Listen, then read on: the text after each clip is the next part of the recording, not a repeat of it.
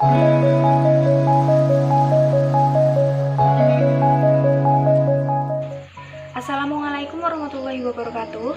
Perkenalkan, nama saya Fadila Nur Alfiah Ramadhani dari kelas 1 ATPPL, nomor induk mahasiswa 2002-07030. Video ini saya buat sebagai pemenuhan tugas ulang tahun semester genap pada mata kuliah biomonitoring yang diampu oleh Bapak Oto Prasadi, SPI MSI.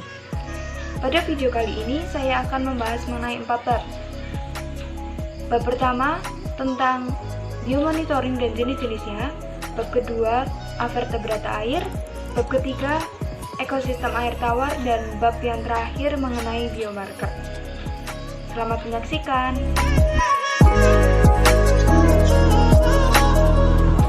Untuk bab yang pertama, yaitu mengenai biomonitoring dan jenis-jenisnya. Apa sih biomonitoring? Biomonitoring adalah suatu metode pemantauan kualitas air dengan menggunakan indikator biologis. Indikator biologis yang digunakan dalam proses biomonitoring disebut dengan bioindikator. Jadi, bioindikator adalah kelompok atau komunitas organisme yang keberadaannya atau perilakunya di alam berhubungan dengan kondisi lingkungan. Ini artinya, bioindikator itu memiliki sifat yang sensitif terhadap perubahan lingkungan hidupnya. Sebenarnya, dalam proses biomonitoring, kita juga dapat menggunakan dua indikator lainnya, seperti indikator kimia dan indikator fisika. Namun, kedua indikator tersebut tidak sesuai jika digunakan untuk memonitoring lingkungan terhadap toksikan, karena sifatnya yang dinamis atau selalu berubah terhadap waktu dan tempat.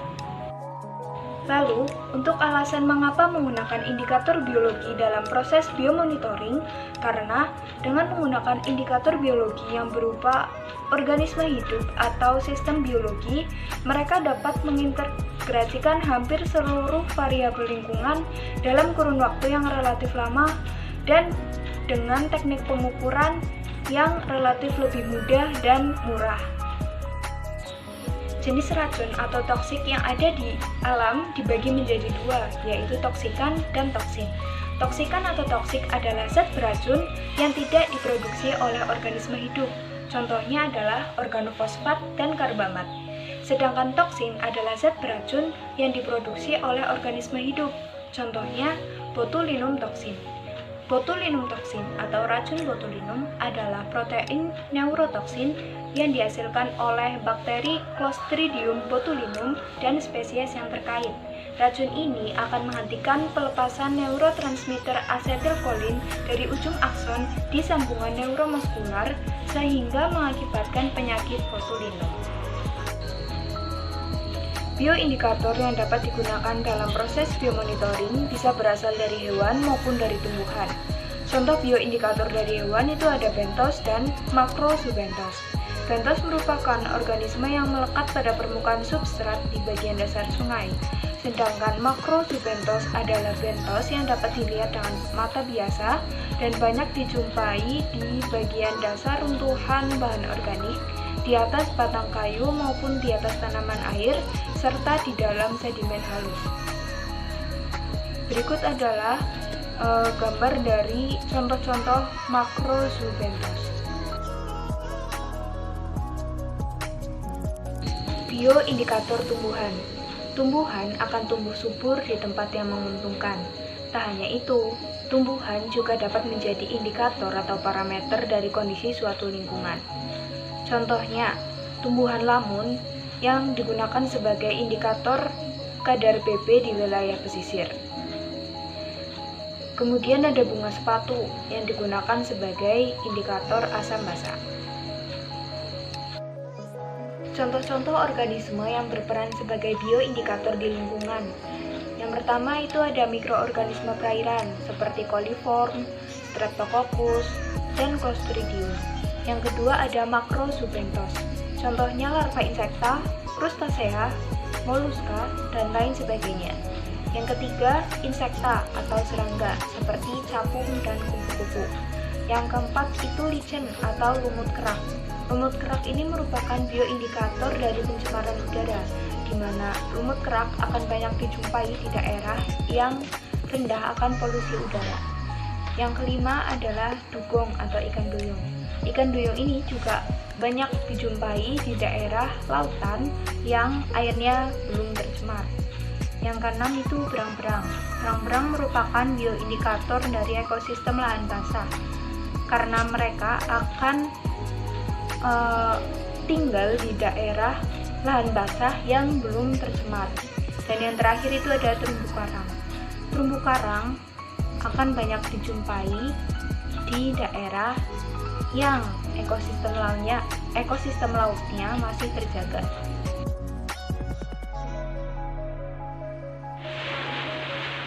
Jenis-jenis biomonitoring. Biomonitoring dibagi menjadi dua, yaitu bioassessment study dan toxicity bioassessment. Bioassessment study adalah biomonitoring yang mengkaji suatu komunitas yang termasuk fungsi dan struktur dari komunitas tersebut. Bioassessment study tak lepas dari yang namanya tingkatan organisasi kehidupan. Tingkatan organisasi kehidupan itu terdiri dari satu, molekul. Molekul adalah gugusan yang tersusun atas dua atom atau lebih yang saling berikatan secara kimia. Yang kedua adalah sel. Sel merupakan unit struktural terkecil yang ada pada makhluk hidup. Sel itu contohnya seperti sel darah merah, sel tumbuhan, sel hewan, dan lain sebagainya. Yang ketiga adalah jaringan. Jaringan adalah kumpulan sel yang mempunyai suatu bentuk dan struktur yang sama, namun dengan fungsi yang berbeda. Misalnya, jaringan otot, jaringan ikat, jaringan epidermis, dan sebagainya. Yang keempat adalah organ. Organ merupakan kumpulan jaringan yang memiliki fungsi dan tujuan yang sama.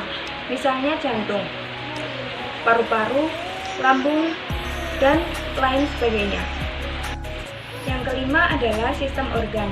Sistem organ merupakan sekumpulan organ yang bekerja sama untuk melakukan fungsi yang lebih kompleks.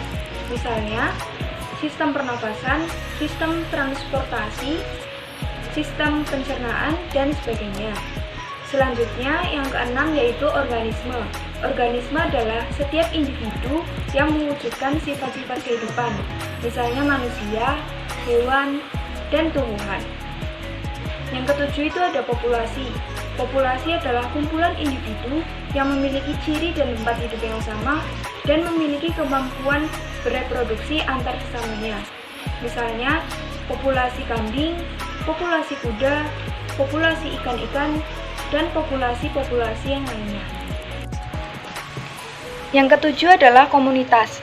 Komunitas merupakan sebuah kelompok sosial yang terdiri dari beberapa organisme yang berbagi lingkungan dan umumnya memiliki keterkaitan dan habitat yang sama. Atau dengan kata lain, komunitas merupakan kumpulan dari beberapa populasi. Yang kedelapan ialah ekosistem. Ekosistem merupakan suatu sistem ekologi yang terbentuk karena adanya hubungan timbal balik antara makhluk hidup dengan lingkungannya. Contohnya, ekosistem air tawar. Dan yang terakhir adalah bioma. Bioma merupakan kumpulan ekosistem terestrial yang melingkupi wilayah yang luas dan pada umumnya dipengaruhi oleh iklim regional, sehingga terdapat tumbuhan dan hewan khas yang mampu bertahan dengan lingkungannya. Pengelompokan bioma didasarkan dengan vegetasi yang mendominasi pada wilayah tersebut. Contoh-contoh dari bioma antara lain gurun, padang rumput, tundra, taiga, hutan gugur, dan hutan hujan tropis. Menurut Giglio et al. Pada tahun 2006, bioassessment study mengacu pada proses mengevaluasi integritas ekologi baik lingkungan darat maupun akuatik dengan mengukur karakteristik organisme atau kumpulan organisme yang hidup pada lingkungan tersebut. Untuk lingkungan akuatik, bioassessment mengacu pada penilaian integritas ekologi dan badan air dengan mengukur atribut kumpulan organisme yang menghuni perairan. Sedangkan dalam hubungannya dengan pengukuran biologis, bioassessment lingkungan akuatik biasanya termasuk pengukuran dan habitat di zona riparian. Zona riparian adalah suatu area daratan yang mengelilingi aliran sungai, danau, atau zona transisi antara perairan dengan daratan. Atau dengan kata lain, zona riparian merupakan perbatasan antara daratan dengan perairan. Organisme air yang biasa digunakan untuk bioassessment antara lain ikan, makroinvertebrata, dan alga. Namun, karakteristik dari populasi spesies tunggal atau sentinel juga digunakan sebagai indikator biologis dari integrasi ekologi.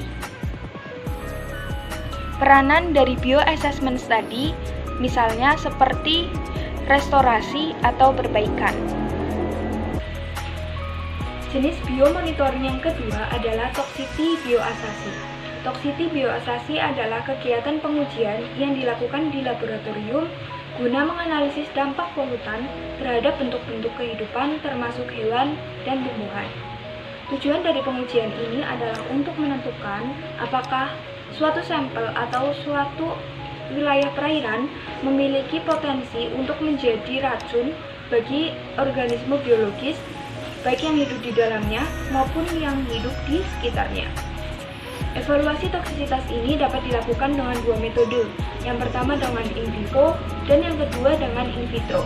In vivo ini merupakan metode evaluasi toksisitas yang dilakukan pada semua organisme, sedangkan in vitro hanya menggunakan molekul atau sel saja.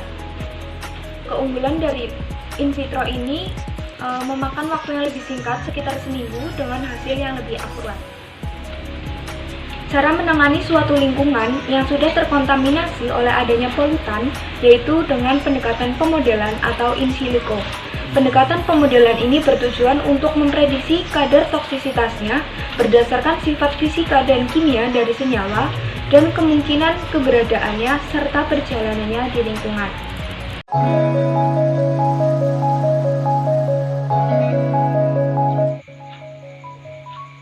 Bab yang kedua mengenai avertebrata air. Avertebrata atau invertebrata adalah hewan yang tidak memiliki tulang belakang atau tidak memiliki tulang punggung antar ruas-ruas tulang belakang. Biota perikanan sendiri berdasarkan tulang punggungnya itu dibagi menjadi dua, yaitu invertebrata dan vertebrata. Untuk klasifikasi yang pertama yaitu invertebrata. Invertebrata adalah hewan yang tidak mempunyai ruas-ruas tulang belakang. Invertebrata ini dibagi lagi menjadi beberapa filum. Yang pertama yaitu Annelida. Annelida berasal dari bahasa Yunani yaitu annulus yang berarti cincin dan oidos yang berarti bentuk.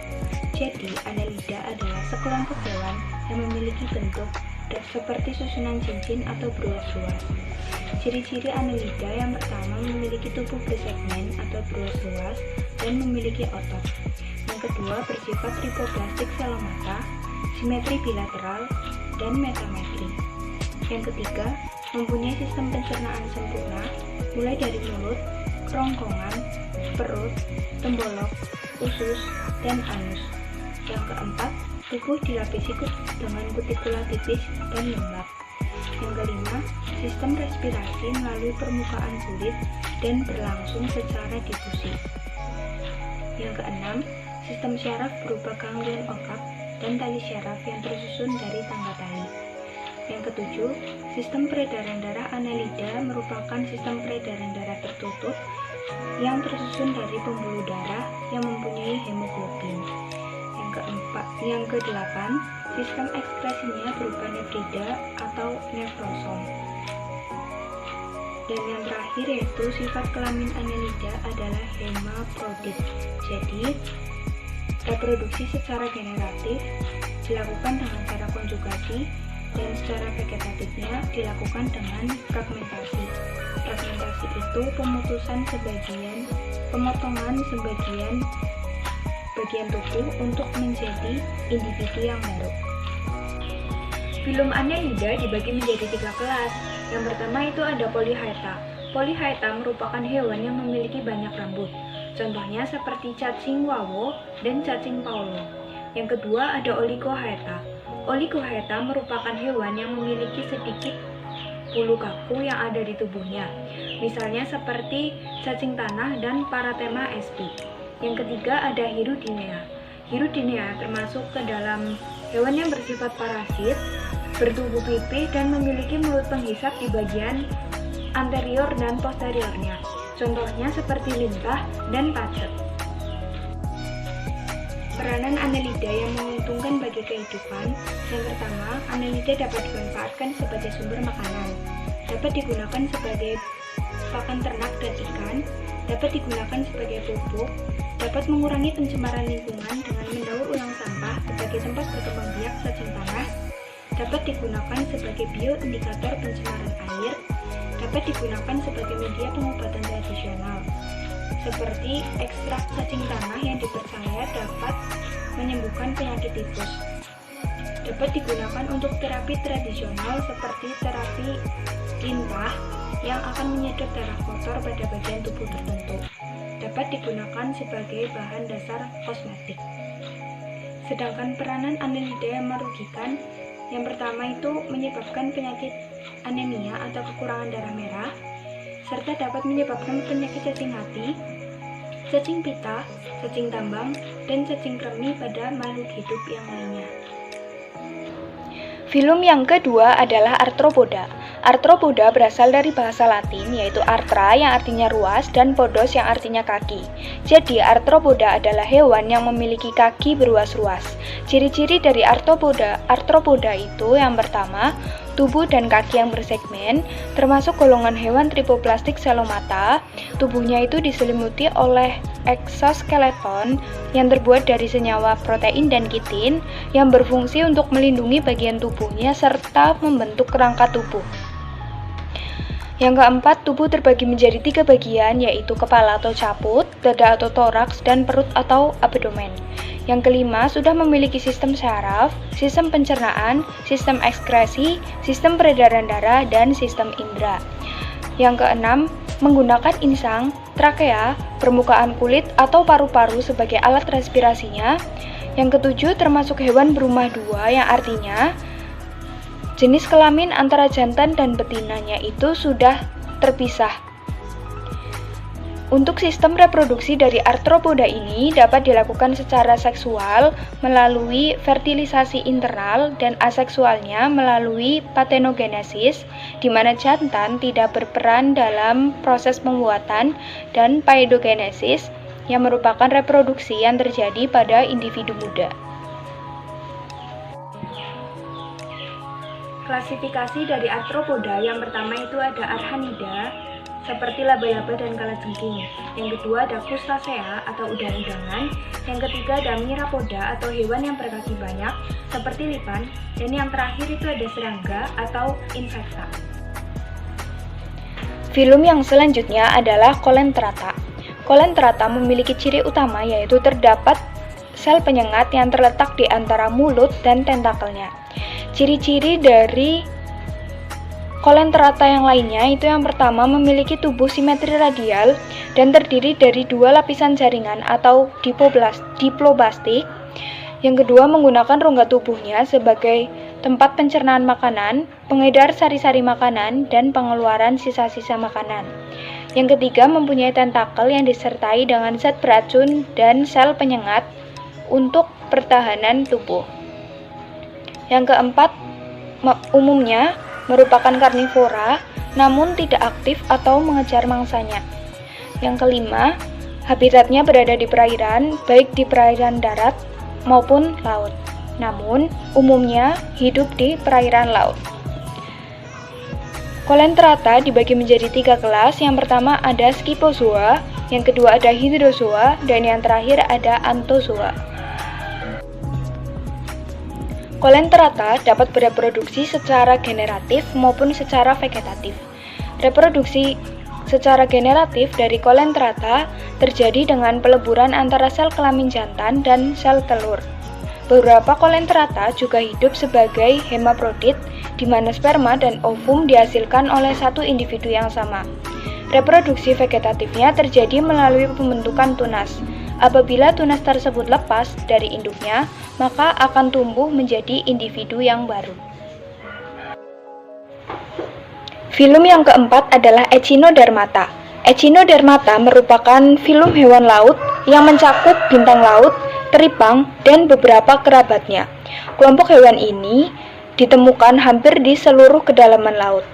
Ciri-ciri dari filum ini yang pertama tripoblastik. Yang kedua, memiliki bentuk tubuh simetri bilateral, mulai dari ketika ia larva hingga ia menjadi dewasa. Yang ketiga, kulit tubuh terdiri dari zat kitin, bergerak dengan amburakral, sistem pencernaannya sempurna, kecuali bintang laut yang tidak memiliki anus, tidak memiliki sistem ekskresi, dan reproduksinya dilakukan secara seksual.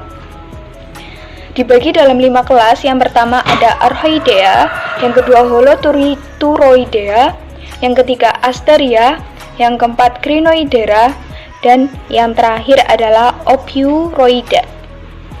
Contoh dari film ini adalah teripang, bintang laut, bulu babi, lili laut, dan biota-biota laut yang lainnya.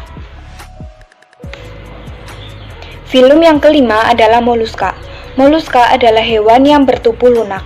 Ciri-cirinya yang pertama, bertubuh lunak dan tidak beruas, merupakan tripoblastik selomata, memiliki cincin sebagai tanda sistem syaraf, memiliki sistem ekskresi berupa nefridia, mempunyai regula atau lidah bergerigi, merupakan organisme heterotrof dan berkembang biak secara seksual.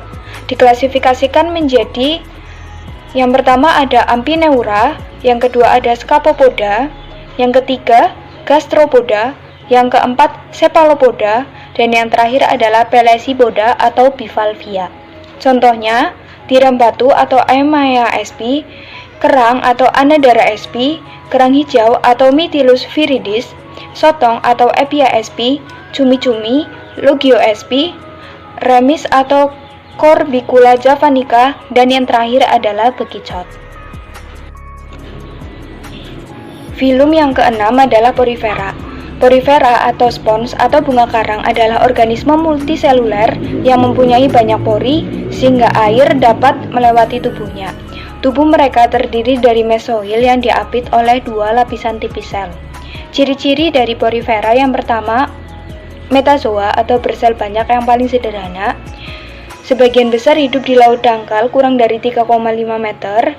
Bentuk tubuhnya seperti vas bunga atau piala yang melekat pada dasar perairan. Selanjutnya tersusun dari 2 lapisan sel atau dipoplastik.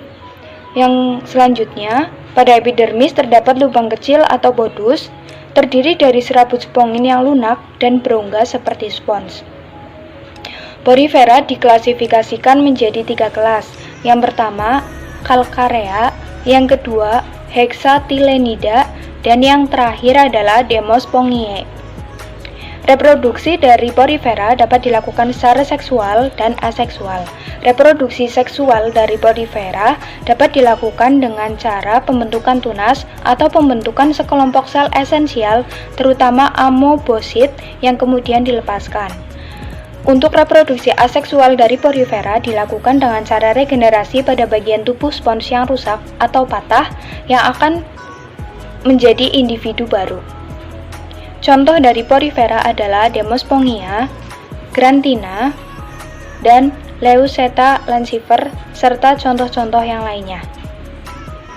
Filum yang ketujuh adalah Platyhelminthes. Platyhelminthes adalah filum yang mencakup seluruh jenis cacing pipih, di mana mereka merupakan kelompok hewan acelomata atau belum memiliki rongga tubuh. Ciri-ciri dari Platyhelminthes yang pertama merupakan hewan tripoblastik, kedua tubuhnya berbentuk simetri bilateral dan pipih, ketiga belum memiliki rongga tubuh, yang keempat memiliki sistem ekskresi, namun belum memiliki sistem peredaran darah, respirasi, dan anus. Bersifat parasit, bereproduksi secara seksual dan aseksual, respirasi melalui permukaan tubuh, dan merupakan hermaprodit. Platyhelminthes diklasifikasikan menjadi 3 kelas. Yang pertama yaitu Turbellaria atau cacing berambut getar, yang kedua adalah Trematoda atau cacing hisap, dan yang terakhir adalah Cestoda atau cacing pita. Contoh dari Platyhelminthes ini adalah Planaria, Taenia atau cacing pita, Fasciola atau cacing hati, dan Taenia saginata, yaitu cacing pita yang ada pada sapi. Filum yang ke-8 adalah Nematehelminthes atau cacing gilik. Nematehelminthes adalah kelompok cacing yang memiliki tubuh bulat, panjang, dan dengan ujung yang runcing. Ciri-ciri dari Nemate helminthes yang pertama termasuk tripoblastik, kedua memiliki rongga tubuh semu, ketiga tidak bersegmen dan bagian luar kulitnya mengelupas, yang keempat bersimetri bilateral, 5 tubuhnya ditutupi oleh kutikula dan tidak bersilia, 7 reproduksi jantan dan betinanya sudah terpisah, 8 bersifat parasit namun belum memiliki peredaran darah dan sistem respirasi. Reproduksi dari Nemate helminthes secara seksual dilakukan dengan sistem gonokoris, yaitu di mana organ kelamin jantan dan betina terpisah pada individu yang berbeda dan fertilisasinya secara internal. Diklasifikasikan menjadi 2 kelas, yaitu nematoda dan nematomorfa. Contoh dari Nemate helminthes ini ada cacing tambang, cacing perut, cacing kremi, cacing virvalia, dan cacing otot. Klasifikasi yang kedua adalah vertebrata. Vertebrata adalah hewan yang memiliki ruas tulang belakang. Vertebrata ini terdiri dari beberapa filum. Yang pertama itu ada Chondricitis. Chondricitis merupakan ikan bertulang rawan. Ciri-cirinya memiliki rahang, mempunyai sirip berpasangan, lubang hidung berpasangan, bersisik, jantung beruang 2, dan rangka yang terdiri atas tulang rawan, bukan tulang sejati. Memiliki endoskeleton yang terbuat dari tulang rawan dan merupakan predator utama di laut. Terdiri dari 2 kelas, yaitu Elasmobranchi, contohnya hiu, pari, dan skate, dan yang kedua adalah Holocephali, yaitu contohnya hiu hantu.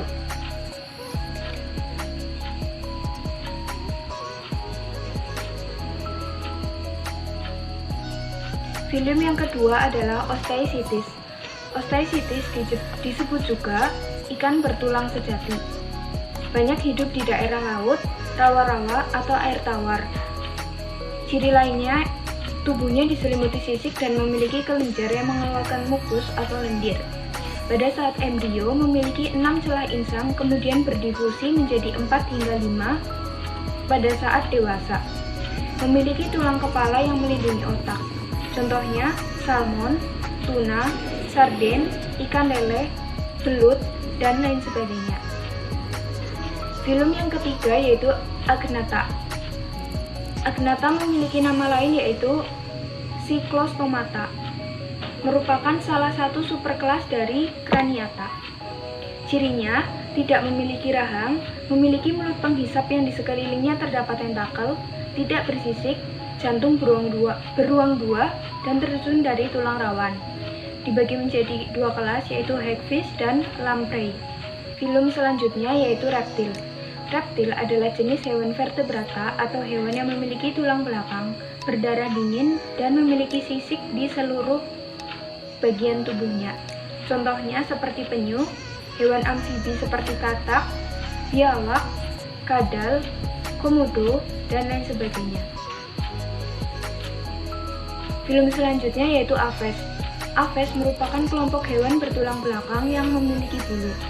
Ciri-cirinya, yang pertama berbulu, mempunyai sayap namun tidak semuanya dapat terbang, berkembang biak dengan cara ovipar, tidak memiliki gigi namun memiliki paruh. Contohnya ayam, burung unta, bebek, bangau, burung pelikan, dan jenis yang lainnya. Filum dari vertebrata yang terakhir adalah Mamalia atau Tetrapoda. Mamalia merupakan kelas hewan menyusui yang terdapat dalam subfilum vertebrata atau bertulang belakang. Ciri-cirinya yang pertama berdarah panas, memiliki kelenjar susu, memiliki rambut, bernapas menggunakan paru-paru, alat kelamin terpisah antara jantan dan betina, memiliki otak yang besar, serta memiliki sistem organ yang lengkap. Contohnya yaitu paus, lumba-lumba, sapi, kuda, beruang, orangutan, dan lain sebagainya. Berdasarkan sifat cara hidupnya, perikanan itu dibagi menjadi 5. Yang pertama plankton. Plankton adalah organisme yang sangat kecil, hidup melayang dalam air dan gerakannya sangat dipengaruhi oleh arus air. dibagi menjadi dua, yaitu fitoplankton yang berupa tumbuhan dan zooplankton yang berupa hewan. Yang kedua adalah nekton. Nekton merupakan suatu organisme yang bergerak bebas, contohnya ikan, cumi-cumi, gurita, ubur-ubur, dan lain sebagainya. Yang ketiga adalah neuston, merupakan organisme kecil yang bersandar atau berenang di permukaan air, contohnya adalah serangga air. Yang keempat adalah perifiton, merupakan organisme yang menempel atau merayap pada organisme atau benda lain yang menyembul ke permukaan air, contohnya adalah barnacle. Dan yang terakhir adalah bentos. Bentos merupakan organisme yang merayap atau melekat di dasar perairan. Bab yang ketiga yaitu mengenai ekosistem air tawar. Ekosistem adalah suatu sistem di alam di mana terjadi hubungan timbal balik antara makhluk hidup satu dengan makhluk hidup yang lainnya, serta antara makhluk hidup dengan lingkungan hidupnya. Komponen dari ekosistem ini ada dua, yaitu komponen biotik dan komponen abiotik. Komponen biotik adalah komponen yang terdiri dari makhluk hidup yang meliputi tingkatan organisasi kehidupan. Kemudian ada komponen abiotik. Komponen abiotik adalah komponen yang tak hidup yang merupakan komponen fisika dan kimia yang ada pada tempat tinggal dari makhluk hidup. Komponen abiotik ini meliputi suhu, cahaya, air, udara, dan garam mineral. Ekosistem perairan dibagi menjadi dua, yaitu ekosistem air tawar dan ekosistem air laut. Pertama, ekosistem air tawar. Ekosistem air tawar dibagi menjadi dua, yaitu ekosistem air mengalir atau lotik dan ekosistem air tenang atau lentik. Ekosistem air mengalir atau lotik contohnya seperti sungai dengan organisasi hidup seperti ikan belida, serangga air, dan lain sebagainya. Sedangkan ekosistem air tenang atau lentik contohnya rawa air tawar, rawa gambut, padang rumput rawa, kolam, danau. Berdasarkan bahan penyusun organiknya, danau dibagi menjadi dua, yaitu danau oligotropik dan danau eutropik. Danau oligotropik adalah danau yang kekurangan makanan karena fitoplankton yang berada di daerah limnatiknya itu tidak produktif. Ciri-cirinya, airnya sangat jernih, dihuni oleh sedikit organisme, dan di dasar air terdapat banyak oksigen sepanjang tahun. Contohnya itu Danau Towuti yang ada di Sulawesi Selatan. Yang kedua itu danau eutropik. Danau eutropik adalah danau yang dangkal dan kaya akan kandungan makanan karena fitoplanktonnya itu sangat produktif. Ciri-cirinya yaitu airnya keruh, terdapat bermacam organisme, dan oksigen yang terdapat di daerah profundal. Klasifikasi danau dari 4 wilayah horizontal. Yang pertama, ada daerah litoral, merupakan daerah yang paling dangkal di mana cahaya matahari masih dapat menembus secara optimal, airnya hangat dan berdekatan dengan tepi. Banyak dijumpai tanaman berakar dan daunnya yang muncul di permukaan. Yang kedua adalah daerah limnatik, merupakan daerah air bebas yang jauh dari tepi tapi masih dapat ditembus oleh sinar matahari. Dihuni oleh beberapa fitoplankton termasuk ganggang dan cyanobacteria.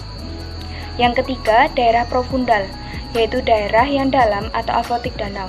Pada daerah ini, oksigen digunakan oleh mikroba dan organisme untuk melakukan respirasi seluler setelah mendekomposisi deritus yang jatuh dari daerah limnatik. Daerah profundal ini dihuni oleh cacing dan mikroba. Yang terakhir adalah daerah bentik, merupakan daerah yang paling dalam pada danau, tempat terdapatnya bentos dan sisa-sisa organisme yang mati. Makhluk hidup di dunia ini tidak lepas dari yang namanya air. Air di dunia dibagi menjadi dua, yaitu air laut dan air tawar. Jumlah air laut lebih banyak daripada air tawar. Persentase dari air laut yaitu sekitar 97,61%, sedangkan air tawar hanya 2,39%. Air tawar diklasifikasikan lagi menjadi beberapa bagian.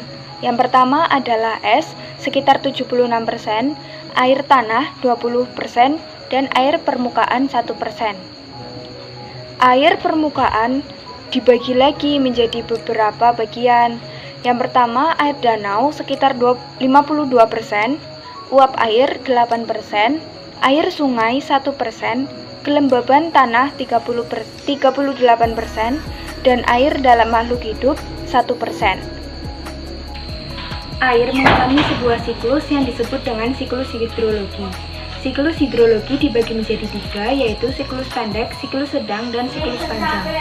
Siklus pendek ini terjadi ketika air mengalami evaporasi, kemudian kondensasi, dan terjadi hujan di wilayah laut.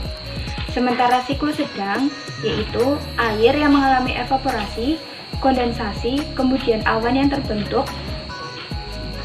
menuju ke daerah daratan atau daerah lain, kemudian turun hujan di daerah daratan, sehingga ada proses berpindahnya air dari daratan menuju ke lautan kembali yang disebut dengan rantau. Siklus panjang hidrologi terjadi ketika air mengalami evaporasi kemudian kondensasi. Kemudian awan yang terbentuk berpindah tempat menuju daerah pegunungan. Karena perbedaan suhu yang tinggi, maka terjadi perubahan bentuk dari uap air menjadi titik-titik es. Kemudian turunlah hujan salju. Salju menumpuk menjadi glaster. Glaster mencair menjadi air, barulah air akan kembali lagi ke lautan. Blue and green water dan air untuk lingkungan. Green water adalah bagian dari air yang sesaat setelah turun ke permukaan bumi akan menguap dan kembali lagi naik ke angkasa menjadi bagian dinamis dari daur hidrologi dengan jumlah sekitar 65% dari seluruh ketersediaan.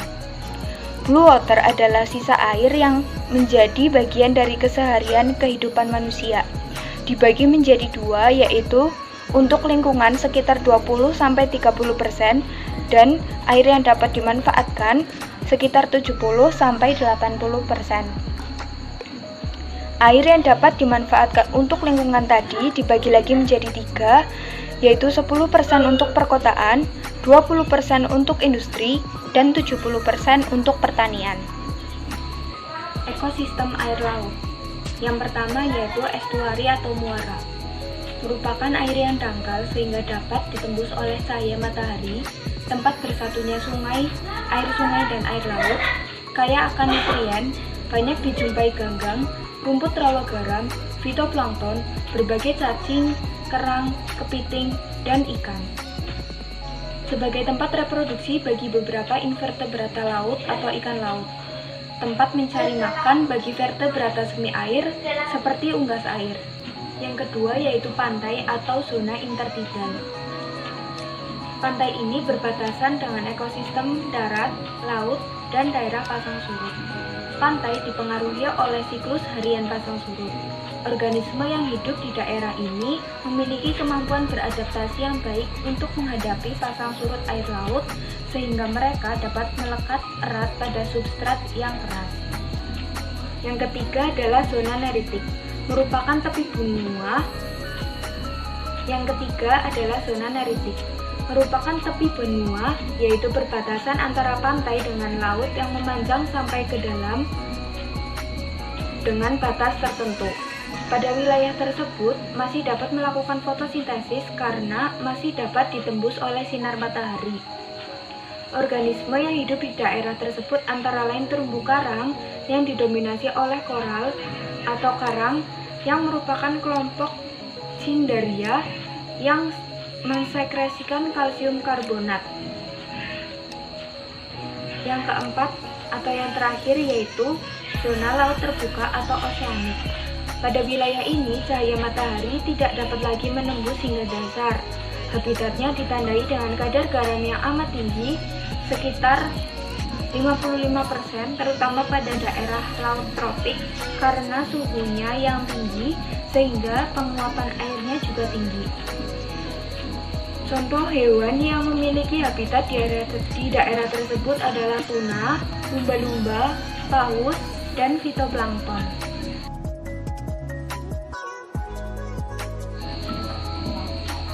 Biomarker adalah tanda-tanda terpapar, efek, atau kerentanan yang lebih awal tentang kemungkinan kondisi yang lebih dulu.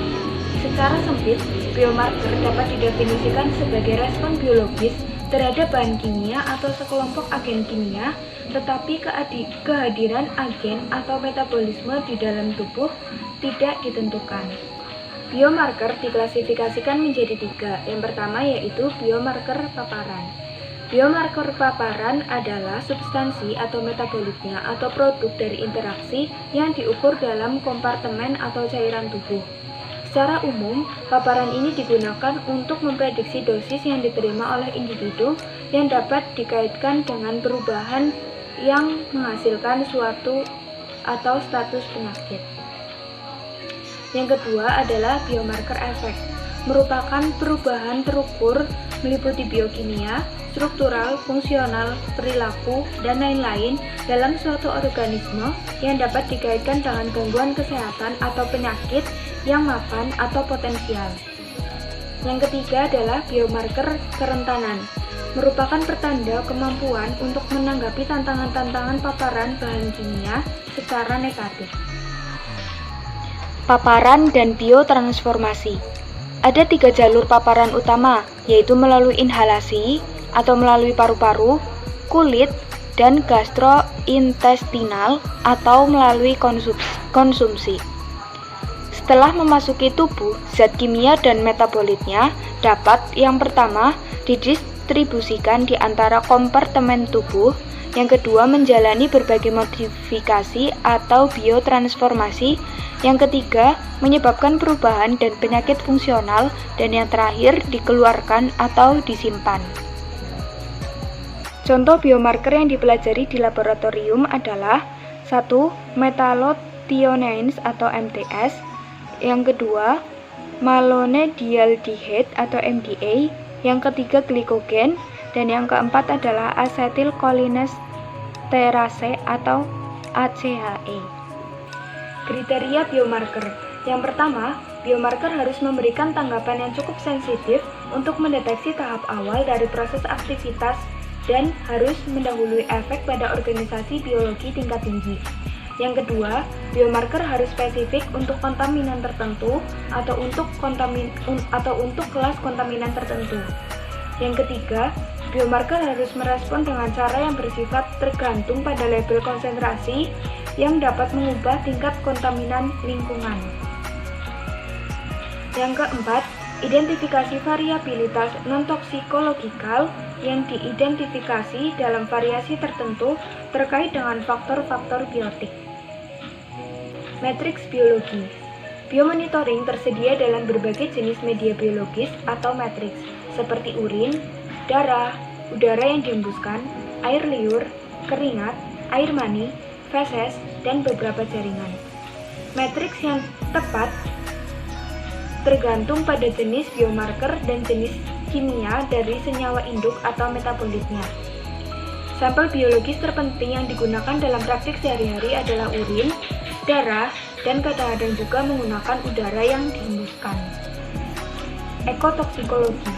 Menurut Plea pada tahun 2008, ekotoksikologi adalah disiplin yang relatif baru dan pertama kali didefinisikan oleh René Trouhaut pada tahun 1986.